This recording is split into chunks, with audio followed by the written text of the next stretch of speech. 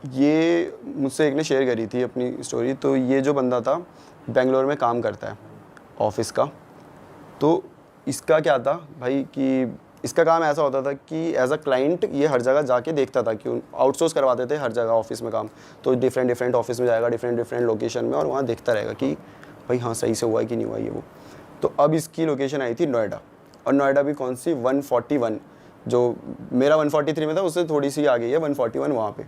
तो भाई उसकी मतलब नोएडा में ही 141 में ही आ गई, ठीक है, कि यहीं उसे आना है।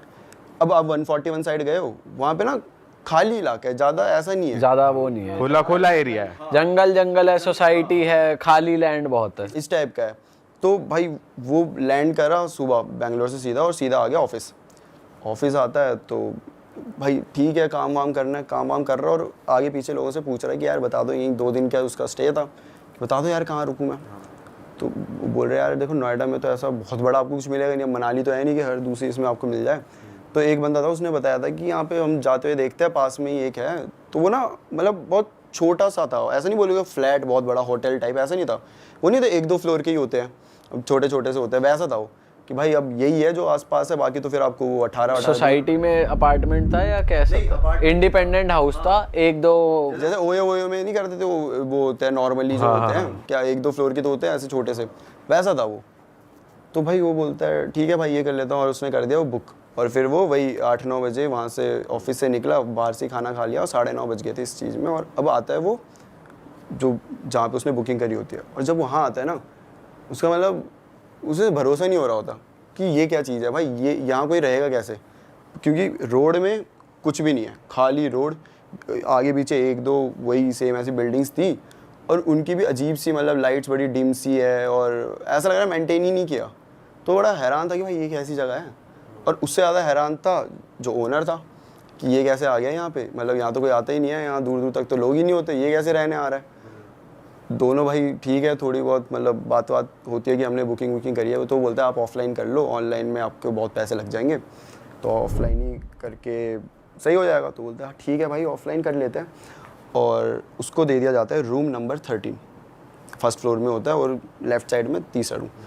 तो ठीक है भाई जाता है वो रूम नंबर 13 में चला जाता है, और वहाँ पे अब रख दिया उसने काम वाम। लेकिन ना वो जब एंटर किया है उसको ना बड़ा अजीब सा लगा, जैसे बहुत अजीब सी स्मेल आ रही थी उधर, समझ नहीं आ रहा था उसे। लेकिन वो यही सोचा था कि भाई मेंटेन तो किया नहीं इन्होंने, ना झाड़ू वो कुछ नहीं लगाया हुआ है, इतना ऐसे ही रखा हुआ है। तो ठीक है भाई अब 2 दिन की बात है, और बहुत कम पैसों में था।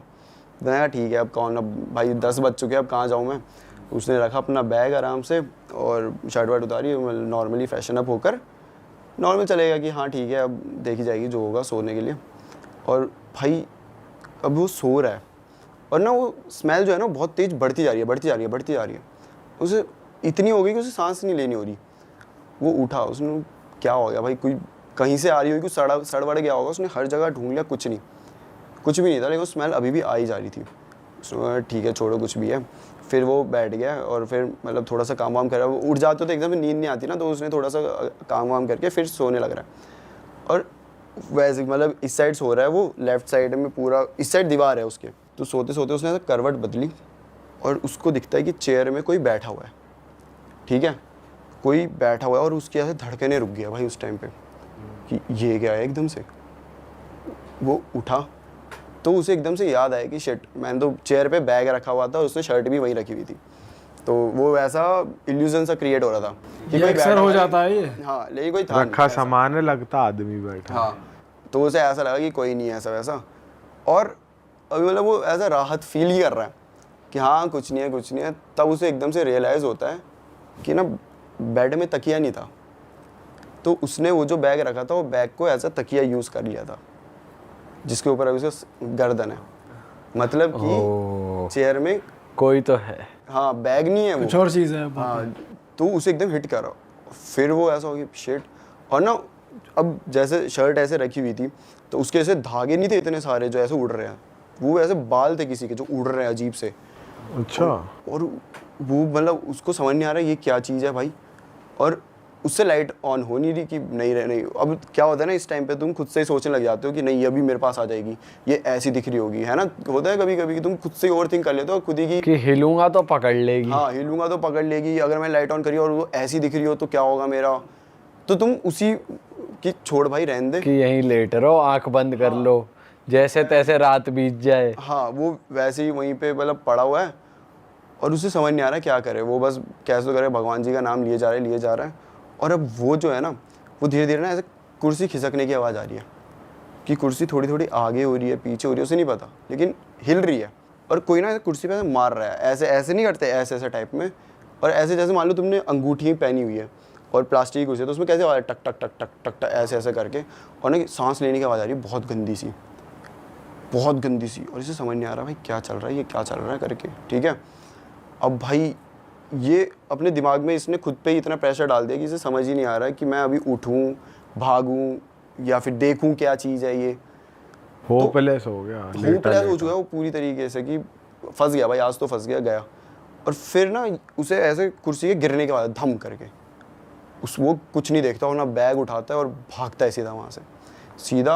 अब होटल से बाहर ही आ गया वो, मतलब रुका ही नहीं कहीं, बाहर आके अब नंगा धड़ंगा जैसा था, बाहर आ गया बैग लेके। हाँ मतलब वो घर के कपड़े पहने हुए थे, नाइट सूट। हाँ वैसा। तो बाहर आ गया और वो जो रिसेप्शन में उसका ओनर था, ठीक है, वो भी नहीं दिख रहा कहीं। वो चिल्ला रहा है कि कोई है, कोई नहीं है वहाँ पे। अब ये बाहर आके खड़ा है। अब ना जाए तो जाए कहाँ भाई, पूरा फॉरेस्ट ही है, खाली इलाका। और उसने दिमाग में ऐसा बना दिया कि अब वो ऐसे खड़ा है, राइट भी देखे तो उसे लग रहा है कि यही दिख जाएगी, पीछे देखे तो पीछे ही दिख जाएगी। वो देख भी नहीं रहा कहीं और खड़ा है और समझ नहीं आ रहा क्या करे। पर कैसे तो हिम्मत करके भगवान का नाम लेके वो आगे पीछे चेक करता है, ऊपर देखता है, मतलब पेड़ वेड़ में कहीं कुछ नहीं होता। फिर वो देखता है अपने होटल में, रूम नंबर 13 में, वहाँ उसे एक औरत खड़ी हुई दिखती है। भाई उसका पूरा चेहरा जला हुआ है, पूरा ऐसे खिड़की है उससे ऐसे जला हुआ है और वो उसे ऐसे देख रही है, मतलब एकदम गुस्से में, और लाल आंखें एकदम, पूरा चेहरा जला हुआ। और वो देख के भागता है वहाँ से। भाई भागते भागते वो सीधे जा रहे हैं क्योंकि आगे पीछे कुछ है ही नहीं, तुम रुकोगे भी कहाँ रुकोगे। आगे आ जाते तो एक 24/7 जैसे ही एक शॉप होती है, 24/7 नहीं होती बट वो ऐसा खुली रहती है, मतलब लेट नाइट। तो भाई सीधा वहाँ चले आता है। वहाँ पे 2 बंदे होते हैं। तो बोलता है कि भाई क्या बोलते, वो पूछते हैं कि क्या हुआ तुम्हें ये हालत कैसे होगी तुम्हारी। वो भाई उससे सांस नहीं ली जा रही, बोला नहीं जा रहा। उसे पहले तो काम डाउन करते भाई तू बैठ, पानी वानी पी आराम से, और आराम से बता क्या हुआ। बताता है कि भाई वहाँ पे ऐसा ऐसा देखा, ये वो बोला, उससे जा ही नहीं आता, वही हकला गया, ऐसे तो कह रहा था कि भाई वो ऐसे दिख गया। तो वो बोलता है कि शिट, तुम्हें सबसे पहले तो उधर जाना ही नहीं चाहिए था। क्यों भाई, क्यों नहीं जाना चाहिए था, ऐसा क्या था वहाँ पर। तो वो बताते हैं कि ये तुम्हारे साथ पहला केस नहीं हुआ ये जो हुआ है, ऐसे यहाँ मल्टीपल केस हुए हैं। अब इसकी बैक स्टोरी क्या थी भाई, एक टाइम था करीबन 2 साल पहले की बात होगी कि वहाँ पर अच्छा खासा चल रहा था, लोग आते थे, ठीक है। तो एक बार ना एक कपल आता है, लड़की और उसका पति होता है, ये आते हैं और यही रूम नंबर 13 में रुके होते हैं। और भाई पता नहीं क्या होता है इनके बीच, लड़ाई होती है, क्या होता है किसी को नहीं पता। लेकिन अगले दिन उसकी बॉडी मिलती है, लड़की की बॉडी मिली।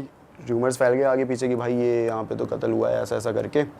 अब रूमर्स जब फैले ना तो साथ में ये भी हो जाता है ना कि कत्ल हुआ है तो लोग नहीं जाते उस साइड की, भाई ये रहने दो, कहीं और दे दो नॉर्मल सा। तो ऐसे करके सब उसे 13 को ऐसे करने लगे, नहीं भाई ये नीचे। और ऐसे करते करते धीरे धीरे उसकी ब्रांच भी थी, मतलब उसका ये एक ही नहीं था, इसके ऐसे ही नाम के और भी 2-3 थे। अब लोग वहाँ जाने ही नहीं लगे एक टाइम बाद, क्योंकि ना उन्हें वहाँ ऐसा लगता था कि ये औरत घूम रही है। जो हॉल है उसमें आवाज़ें आ रही है किसी के चलने की, ऐसा हो रहा है। कोई 13 में तो रुकते ही नहीं थे, 12-11 कहीं पे रुकते, उन्हें ऐसे कभी कोई दिख भी जाता था, अचानक से दिख गया, वैसे जैसे उसे रूम नंबर 13 में देखा था वैसे ही। और लोग उसके आसपास भी जा रहे हैं ना, जो उधर रह भी नहीं रहे, उन्हें भी कभी कभी ऐसा महसूस हो जाता था कि हाँ भाई कोई तो है, किसी ने तो हमें आवाज़ लगाई है पीछे से, कुछ ऐसा मतलब वहाँ पे होते रहता। तो वो एक टाइप का हो गया था कि भाई यहाँ नहीं रुकना। और वो जो बंदा था ओनर, इसकी वजह से भाई उसके पैसे तो अब ख़त्म हो, क्योंकि कोई उसके रुक ही नहीं रहा वहाँ पे। अब वो पता क्या करता था, जो भी बंदे उसके वहाँ रुकने आते थे वो उन्हें रूम नंबर 13 में ही भेजता था, सिर्फ ये प्रूव करने के लिए कि वो हॉन्टेड नहीं है। कि भाई मैंने उसे, मान लो कोई एक बंदा आया और वो बोल रहा है भाई मुझे रहना रूम नंबर 13 में, जाओ आप ऑफलाइन ले लो, सस्ता पड़ जाएगा, यही बोल के सब बोलते हैं हाँ ठीक है ऑफलाइन दे दो, हमें क्या, रूम नंबर 13 में जाओ। और मान लो कोई एक दिन भी सर्वाइव कर गया आराम से कि हाँ भाई, तो वो कोई दिक्कत तो बता देगा कि देगा राय नहीं, बंदा कुछ नहीं हुआ। लेकिन इस चक्कर में उसने 3-4 बंदे पागल कर दिए। ऐसा है कि भाई वो बंदे बोलते हैं कि भाई आप फिर भी लकी हो जो सेंसेस में हो। आपसे पहले एक बंदा आया था, उसकी तो और बुरी हालत हो गई थी। वो तो मतलब ऐसे रास्ते में ही डोल रहा था, यहाँ वहाँ, उसे समझ ही नहीं आ रहा था क्या, उसका दिमाग फंक्शन ही नहीं कर रहा था। ऐसे सीन हो गए थे उसके साथ। और ये केस 1-2 नहीं है तो ऐसा इसके साथ हुआ। फिर तो भाई ये अगले दिन सीधा ऑफिस गया, 2 नाइट के लिए था। पहली रात ये, अगली रात इसने ऑफिस में ही बिताई और मैं नहीं जा रहा कहीं, और फिर सीधा बैंगलोर बोलता। उसके बाद आया ही नहीं, 3-4 साल पहले की बात है, आया ही नहीं। उसके बाद नोएडा वो बोलता मैं नहीं आ रहा भाई। भाई नोएडा में ये सब भी हो रहा है, ये नहीं पता था भाई। इतने सालों से रह रहे हैं हम यहाँ पे, ये नहीं पता था ऐसा हो रहा है। मेरे को तो लगता है पहाड़ों से ज़्यादा दिल्ली नोएडा इनमें होता है, क्योंकि वो हर चीज़ शमशान घाट पे ही बनी है। बोलते हैं मेरी बिल्डिंग जहाँ भी मैं रह रहा हूँ वो भी यही बोलते थे कि पहले यहाँ शमशान घाट हुआ करता था। हर जगह ऐसे ही बोलते रहते हैं, तो वहाँ होती रहती है भाई चीज़ें। और मैंने तो ये भी सुना है कि ब्लैक मैजिक दिल्ली में बहुत होता है। अच्छा। दिल्ली एनसीआर में बहुत किया जाता है। हाँ भाई, वो यही थाली वाली पड़ी हुई, कभी हांडी में, कभी किसी में। वो तो वैसे अक्सर हर जगह हर इलाके की बात है। ऐसे होली दिवाली पे मोस्टली काफ़ी जगह होता है ये बहुत कि थालियाँ या कलश वगैरह पड़े होते हैं चौराहे पे। हाँ भाई यार ये तो बड़ी स्कैरी थी यार। क्या चीज़ हो रही है यार ये नोएडा में, इस इलाके में। ये तो अलग ही चीज़ है। वो तो पूरी बिल्डिंग ही हॉन्टेड है एक तरीके से। जब उसने चुड़ैल को देखा, उस जो भी एंटिटी थी वो तो नीचे से देखा, ऊपर फ्लोर पे या लॉबी में ही कहीं पे देखा कि 13 नंबर, मतलब जब वो दिखी थी उसे। नहीं, उसने वो जब वो अपने रूम में था तब तो उसने आंखें बंद, मतलब उसे एक झलक मिली थी हवा में बाल उड़ रहे हैं वो, लेकिन उसे नहीं पता वो कैसे दिखती है। उसे कुछ नहीं पता, उसके कुछ फीचर्स नहीं पता। उसने अपने दिमाग में बना लिया है, एक चेहरा बना दिया है ऐसा। उसने पहले से सोच लिया अब ये मेरे पास आएगी, ऐसा करेगी वैसा। तो उसको उसमें इतना डर लग गया था।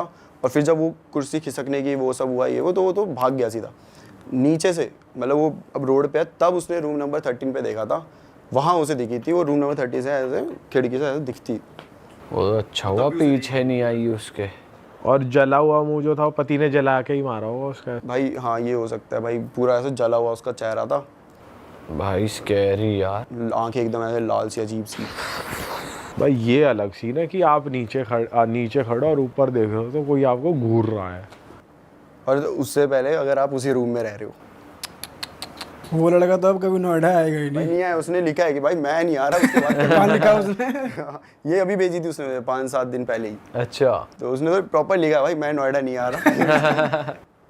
तो वाह यार। कभी इस वहाँ पॉडकास्ट के बाद वैसे जिन लोगों के कमरों में कुर्सी होंगी वो थोड़ा हटा देंगे आज 1-2 दिन की। भाई भाई अक्सर हो जाता है वैसे, इमेज तो बन जाती है। इनफैक्ट लटकी हुई जीन्स या लटका हुआ शर्ट भी दिख जाती है कभी कभी, बट वो नॉर्मली है। चल और फिर हम दिमाग ऐसा, अब यही चीजें चल रही है दिमाग में तो और ज्यादा वो बना देते हैं दिमाग ना में चेहरा। ही पहले होती है भाई ये चीजें। और फिर सोचो एक ऐसी जगह जहाँ पे भाई कोई है ही नहीं, मतलब रोड में कोई दूसरा इंसान ही नहीं है, वहाँ पे तुम एक ऐसे रूम में फंस गए हो भाई। वो अलग ही डिम सी लाइट है, चल नहीं रही अच्छे से। ऑनर्स हो रहा है जब कोई बुला रहा है तो अरे यार ओनर होता है शिट यार, इसे भी पता चल गया। भाई ओनर अलग 13 नंबर में ओनर की अलग फिल्म चल रही है, बताओ उसे प्रूफ करवाना है साले। वो 13 नंबर एकदम बढ़िया ये है। नहीं है कोई पूजा करवा लूं या जो भी है वो करवा लूं। भाई इसको इस ओनर को कोई सही से आदमी मिल गया तो इतना कूटेगा बहुत ज्यादा। ये हो सकता है पिटा भी हो। हाँ, और मान ना रहो ए भी हो। वो गायब भी तो, लेकिन वो मिला भी तो नहीं ना। हाँ। भाई वो जब वो भाग रहा है पेमेंट लेके अपने घर चला गया। वो क्यों रुकेगा उसको तो भाई। होटल तो था ही नहीं, मैं तो यहीं रहता हूँ। और रात को वो हॉन्टेड उसमें क्यों रुकेगा वो अकेला, वो चला गया होगा अपने उसमें। भाई वैसे चलो अपने इलाके के बारे में ऐसी बातें कम करते हैं। अपना इलाका बढ़िया है नोएडा, ऐसी बात नहीं। किस दिन ओनर को ही बंद करो उस कमरे में एक दिन के लिए। तो वो स्टोरी स्टार्ट करते हैं। तो बेसिकली ये कहानी है भाई नोएडा की सेक्टर 137 की। तो कॉलेज गोइंग स्टूडेंट्स थे, उसका नाम था रोहन, उनके 2 दोस्त थे और एक का नाम था अंशुल, एक का नाम था वैभव। अब ये लोग ऐसे थे कि 2 लोग, कॉलेज का फर्स्ट ईयर था, स्टार्ट हुआ था। अब आपको पता ही कॉलेज के बंदे कैसे होते हैं, अपना पार्टी वार्टी करना, घूमना फिरना, मौज मस्ती लेना, नाइट पार्टी करना, घर पे हाउस पार्टी करना। तो वो एक दिन वो भी अपना घर पे पार्टी कर रहे थे, 3 दोस्त मिलके। वो फ्लैट था बेसिकली इसका अंशुल का और रोहन का फ्लैट था। रोहन और अंशुल का फ्लैट था। वैभव भी आ गया उनके साथ पार्टी करने के लिए। अब वो 5-6 बजे बैठ गए पार्टी करने के लिए। सैटरडे का टाइम था, कॉलेज की छुट्टी थी। तो ये लोग बैठ गए अपना बियर ड्रिंक्स वगैरह कर रहे अपना। ड्रिंक्स वगैरह करने के बाद अपना इनका दिमाग में आइडिया आया कि एक हॉरर मूवी चला देते हैं और देखते हैं बैठ के आराम से। तो इनको शौक था हॉरर मूवी देखने का, होता है कुछ लोगों को। तो लोग देखने लगे। 1.5-2 घंटा इन्होंने ड्रिंक वगैरह की, मूवी देखी, इन्जॉय किया। अब उसके बाद इनका दिमाग में आइडिया आया कि भाई अब बाहर निकलते हैं और बाहर चलते हैं, गेड़ी वेड़ी मारना है। गेड़ी वेड़ी मारने चलते हैं बाहर, थोड़ा मौसम अच्छा हो रखा है। अब ये लोग बाहर निकल जाते हैं उसकी गाड़ी से, स्विफ्ट गाड़ी थी उसके पास, वो तीनों लोग निकल गए बियर लेने के लिए। तो उन्होंने और बियर वेयर खरीदी। उन्होंने एक स्पॉट ढूंढ रखा था जो कि दिल्ली में था, कि उनका ये था कि भाई नोएडा से बियर लेंगे और जाएंगे दिल्ली, वहाँ पे यमुना है, यमुना रिवर। तो यमुना रिवर के पास एक स्पॉट था, तो उसके किनारे पियेंगे यमुना में बैठ के, उनका हमेशा से ये प्लान था। तो उन्होंने बियर वगैरह ली, अपना पी पा के आ गए। तो शॉर्टकट एक कच्चा रास्ता था, नाले के साथ साथ एक कच्चा रास्ता था, उसने कहा यहीं से ले ले, 5-10 मिनट बच जाएंगे तेरे। तो उसने बेसिकली उस रास्ते से बाइक जाती थी, गाड़ियाँ नहीं जाती थी, उन्होंने गाड़ी ले ली उस रास्ते पे, कोई दिक्कत नहीं। वो चले गए, आगे जाके उन्होंने गाड़ी रोक दी और वॉशरूम के लिए चले गए साइड में।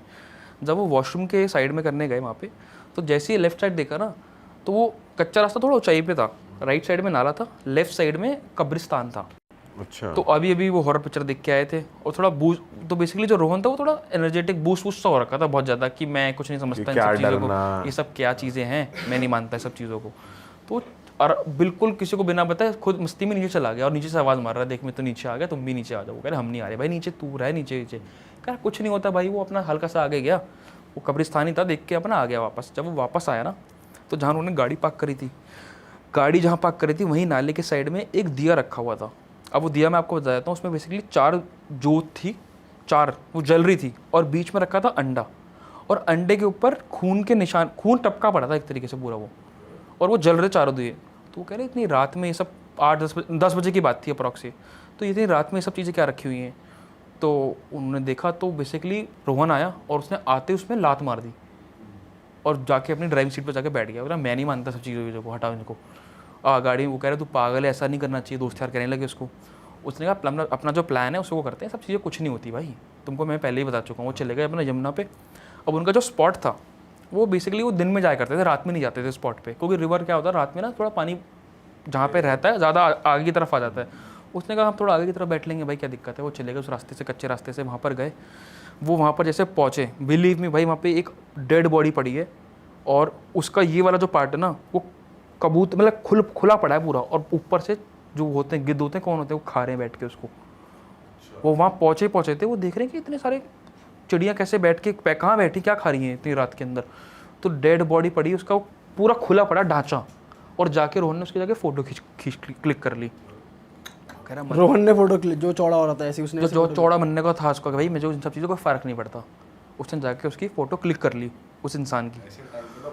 उसको देखने का भी मन नहीं कर रहा, मतलब वो ऐसा था बेसिकली, अंशुल ने मुझे बताया, वो कह रहा मुझे देखने का भी मन नहीं कर रहा, इतना वाहियात सीन था, मतलब कुछ उल्टी आ जाए इंसान को देख के। उन्होंने तुरंत वहाँ से भागे, कहीं कुछ पुलिस का सीन ना हो जाए कि भाई तुमने तो नहीं मारा। अब पता नहीं वो मारा है, क्या सीन है, किसी को कुछ नहीं पता। वो अपना गाड़ी में बैठ के वापस आ गए। अब जब वो वापस आ रहे घर की तरफ, तो 137 सेक्टर जो आपने देखा, नोएडा एक्सप्रेस वे ही है वो बेसिकली, तो बड़ा खुला एरिया है। वो जा रहे थे, घर पहुँचने से 5 मिनट पहले ही उनकी गाड़ी का एक्सीडेंट हो गया बिल्ली से। काली बिल्ली सामने आ गई एंड उससे एक्सीडेंट हो गया। वो ऑन द स्पॉट वहीं मर गई।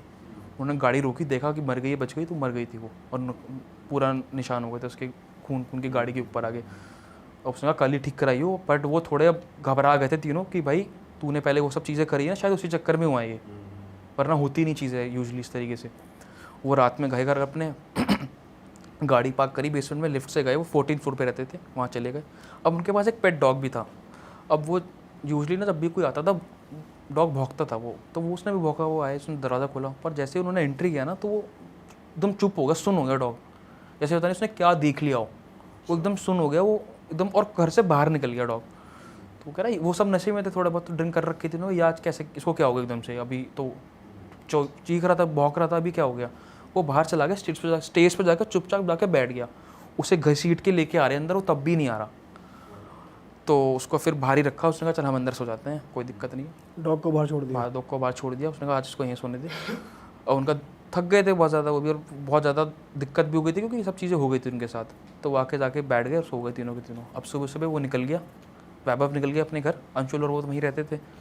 अब सुबह जब वो उठा, उसके पैर में बहुत तेज़ दर्द होने लग गया, रोहन के पैर में, और इतना तेज़ दर्द हुआ कि मतलब बिना बात कुछ हुआ भी नहीं, मतलब कुछ ने कोई गिरा नहीं, कुछ नहीं हुआ, राइट पैर में दर्द होना स्टार्ट हो गया।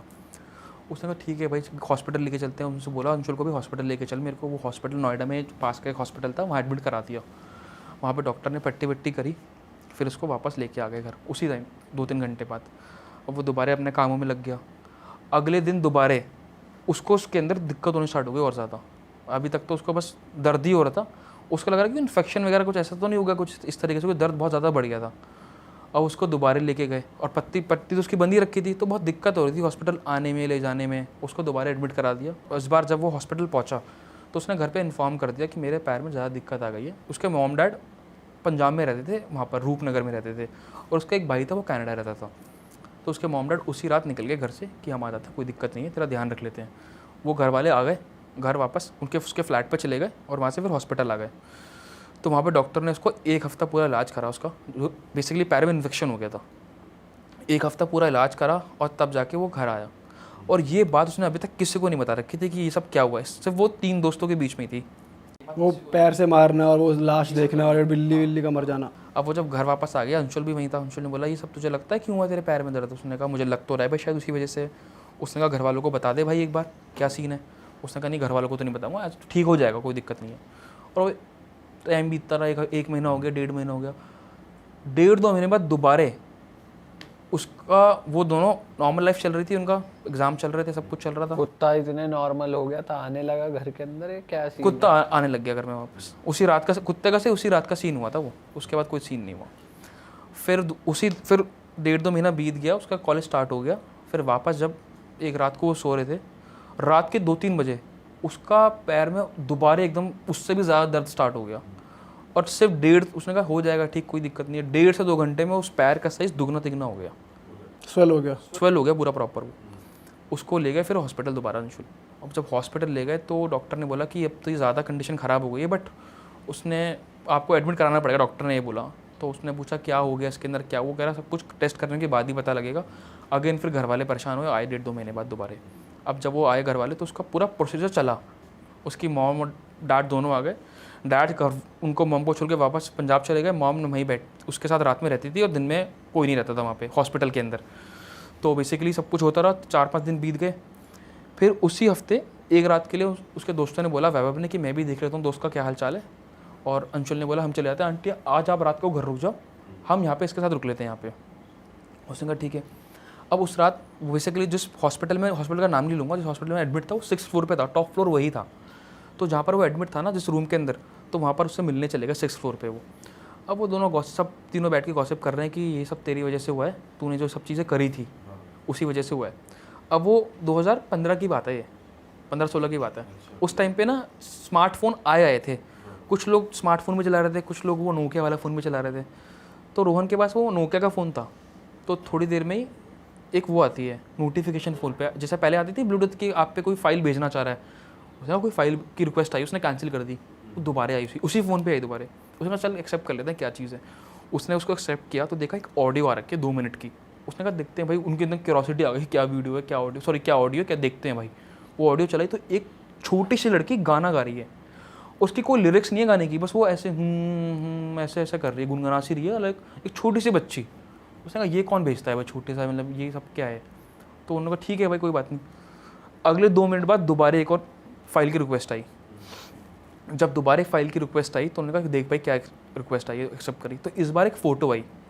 जब वो फ़ोटो आई उन्होंने देखा तो बेसिकली रोहन के पास में फ़ोन था, इधर वैभव था, इधर अंशुल था। उन्होंने देखा, अब अंशुल बोल रहा है कि ये तो यार कोई बाबा की फ़ोटो लग रही है, कोई बूढ़े बाबा की। और ये बंदा बोल रहा है वैभव कि भाई ये तो कोई औरत लेडी की फ़ोटो लग रही है। और रोहन को समझ नहीं है कि वो क्या फ़ोटो, उसको समझ नहीं आ रहा। उसने कहा ये क्या बात है कि तू साले ये, मतलब तू भाई ये बोल रहा है और तू अलग फ़ोटो बोल रहा है। तो उनको बाद में रियलाइज़ हुआ कि जब उस फोटो को टिल्ट करा ना, फ़ोन को टिल्ट करा, तो यहाँ से वो किसी बाबा की फ़ोटो लगे और इधर से कोई लड़की की फ़ोटो लगे। तो अजीब सी फ़ोटो थी वो बहुत ज़्यादा। तो उन्होंने कहा छोड़ो भाई सब चीज़ें, कौन भेज रहा है क्या नहीं भेज रहा। अब वहाँ पे उनको दिक्कत इस बात पे ये भी हुई कि उस पूरे हॉल में कोई और भी नहीं था, तो ये भेज कौन रहा है।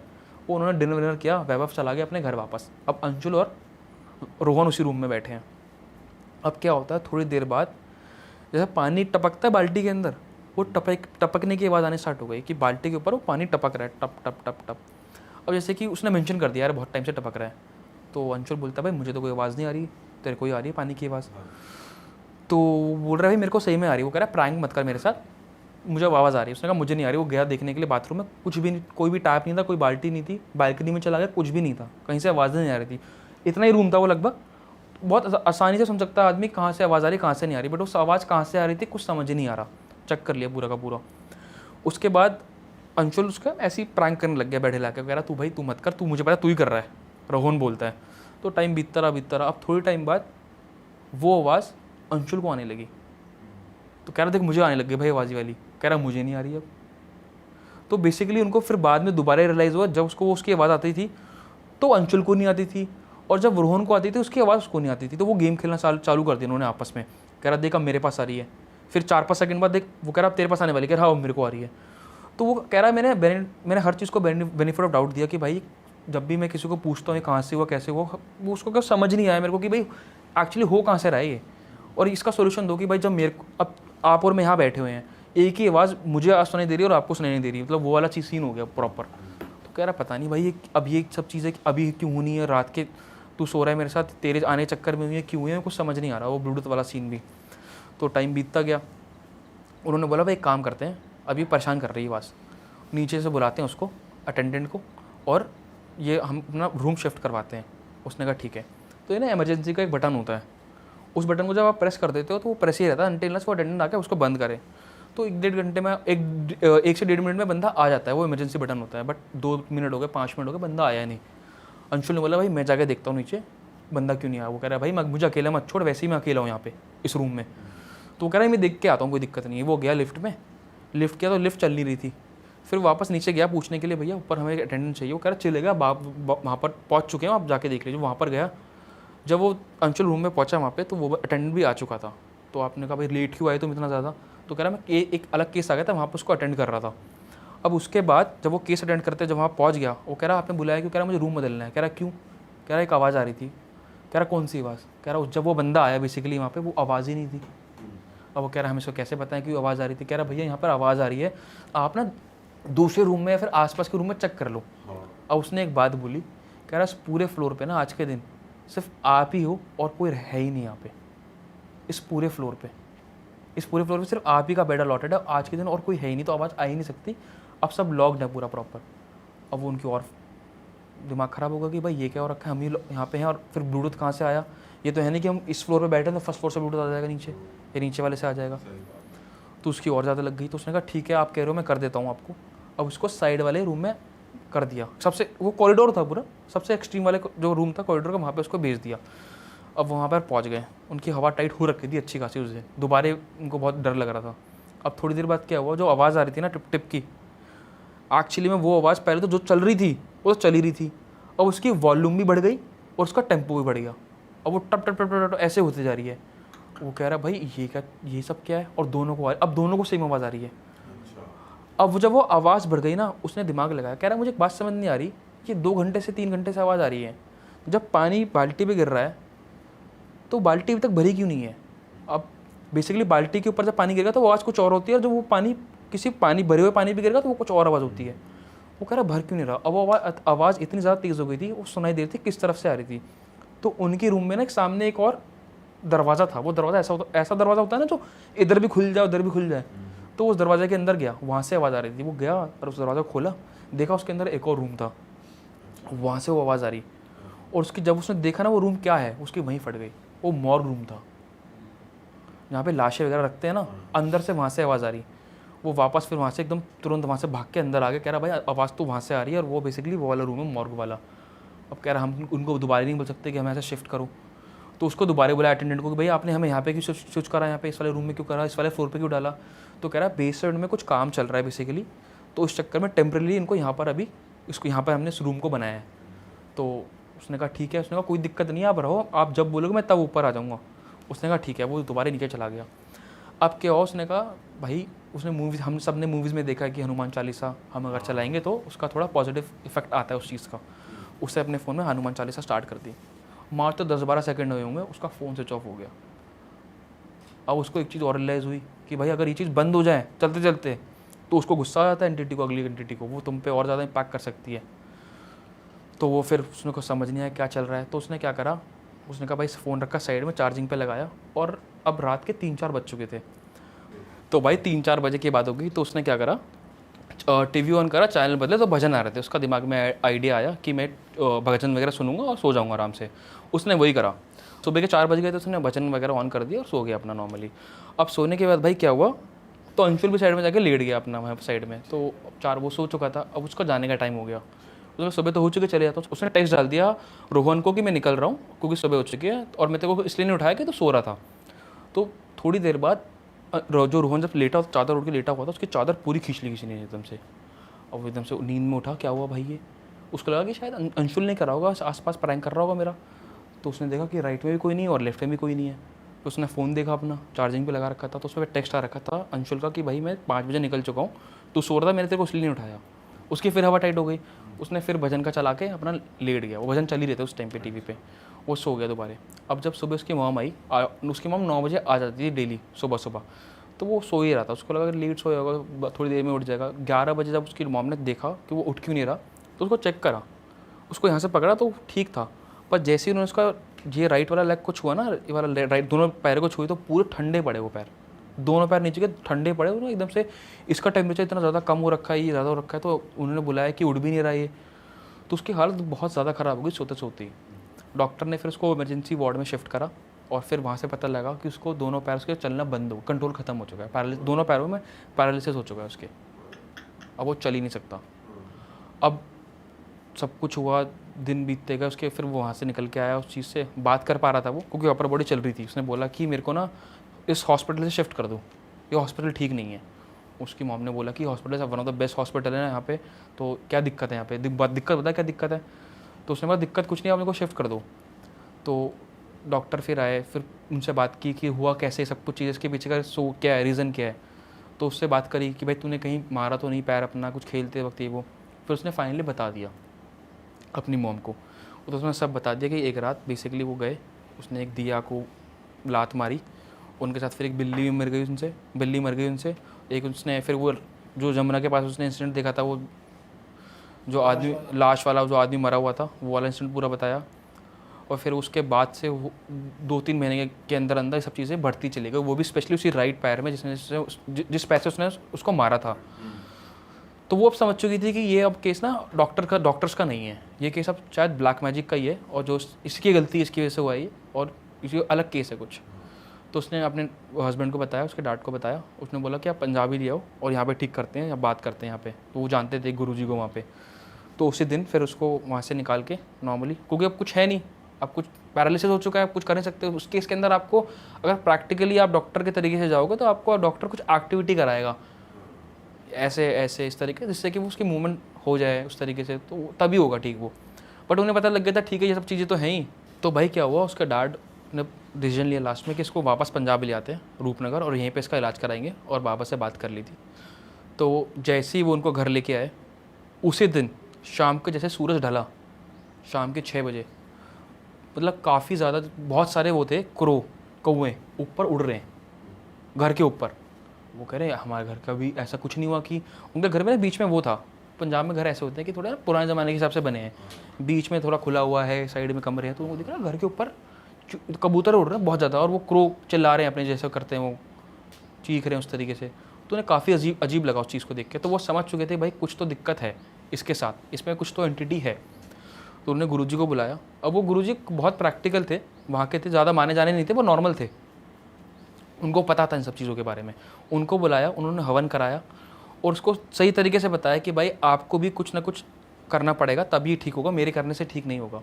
तो उसको 4-5 चीज़ें बताई। पहले कि भाई एक कुमकुम आता है लाल रंग का सिंदूर की तरह, उसको बोला कि आप पानी में इसको भिगो और घर में जितने भी कोने हैं उनमें आप इसको डालो ले जाके, सो दैट एंटिटी आपके ऊपर ना आ पाए। तो फिर उन्होंने बताया कि जो आपके कुल देवता है इनसे प्रेयर करो कि मेरे से गलती हो गई और वो तुम्हें प्रोटेक्ट करेंगे। तो उनकी भी फोर्स होती है, उनका भी पावर होती है जो आपको प्रोटेक्ट करती है। तीसरी चीज़ उसको ये बोली कि तेरे को हर पूर्णिमा की रात को पानी के अंदर नमक डाल के नहाना है बिना साबुन के, वो बताया, और एक धागा बांध दिया। तो प्रॉपर 1.5-2 महीने के बाद उसके पास धीरे धीरे वो ठीक होता चला गया अपने आप। तो तब जाके ये सब चीज़ें उसके ऊपर से उतरी हैं, और फिर वो साथ साथ ये भी कर रहा था, पैर की एक्सरसाइज भी कर रहा था। फाइनली वो जब जाके ठीक हुआ, पर उसका पूरा 1 साल पूरा बर्बाद हो गया इस चक्कर के अंदर। और दूसरी बात, मेंटली जो उसको साइकोलॉजिकली जो इम्पैक्ट पड़ा है, अब ये सब चीज़ें ना, अगर मैं बोलूँ कि भाई कि ये सही में, मतलब कुछ लोग को अगर मैं ऐसे बोलूँ, वो लोग कहेंगे भाई अच्छी सही कि ऐसी बनाई हुई कहानी है, पर जिसके साथ ये सब चीज़ें होती है ना, असल में उसी को ही पता लगता है कि इसका क्या कितना दर्द मतलब चीज़ों के अंदर है। मतलब पूरा परिवार ही पूरा सबका दिमाग ख़राब हो जाता है और सब परेशान हो जाते हैं हद से ज़्यादा। और जब सॉल्यूशन नहीं मिलता कभी कभी किस केस, जैसा भी मैंने पहले स्टोरी बताया, उस केस में तो कोई सॉल्यूशन मिल ही नहीं पाया, वो भटक गए पूरे। चलो एटलीस्ट ये एक जगह सही जगह लैंड हो गए, सही टाइम पे लैंड हो गए। बट कभी कभी आप सही जगह नहीं पहुंच पाते, गलत जगह पहुंच जाते हो और आपके साथ फिर ज़्यादा गलत हो जाता है। और डिपेंड ये भी करता है, जैसे मैंने पहले ही बताया कि आपके ऊपर वो एंटिटी कितना टाइम से पोजेस्ड है, क्योंकि जितना टाइम से वो आप पे पोजेस्ड होगी उसकी जो परसेंटेज होगा वो भी बढ़ जाता है, पावर बढ़ जाती है उस चीज़ की। तो वो ज़्यादा देर तक नहीं कर पाई, इसलिए वो उसको 1 साल तक ही कर पाया। ओके भाई, ये बड़ी बेकार चीज़ है कि जो उसने लात वात मार दी थी दिए भाई ये भी। लौंडे अक्सर कर देते हैं, और ये अक्सर लौंडे दारू वारू पीकर ही करते हैं अक्सर मोस्टली, कि हाँ चौड़म चाड़ी कुछ नहीं है। हाँ, ये भाई चौड़म चाड़ी रह जाती है फिर बाद में। ये कुछ कॉलेज के हैं, कुछ थोड़ा गर्म खून होता है लड़कों में, तो वो कर देते हैं कि चलो हम नहीं मानते। बट मेरे हिसाब से, मेरे ख्याल से मुझे ऐसा लगता है कि पॉजिटिव नेगेटिव दोनों चीज़ें होती हैं। तो अगर आप पॉजिटिव को अगर मानते हो तो नेगेटिव भी होती है कहीं ना कहीं। अरे वाह, आपने ये वीडियो यहाँ तक देख ली भाई, तुमने हमारी मेहनत सफल कर दिया, तुम ही लोग हो असली रियल हिट। और अगर आपको बहुत मजा आ रहा है ऐसी क्लिप्स में, ऐसी वीडियोस में, तो फटाफट जाइए प्लेलिस्ट पे बिंज वॉच कीजिए, सारी वीडियोस देख डालो और मौज काटो। दैट इज इट, हम मिलेंगे नए पॉडकास्ट में, नए क्लिप में। Till then bye bye, see you, take care, do subscribe.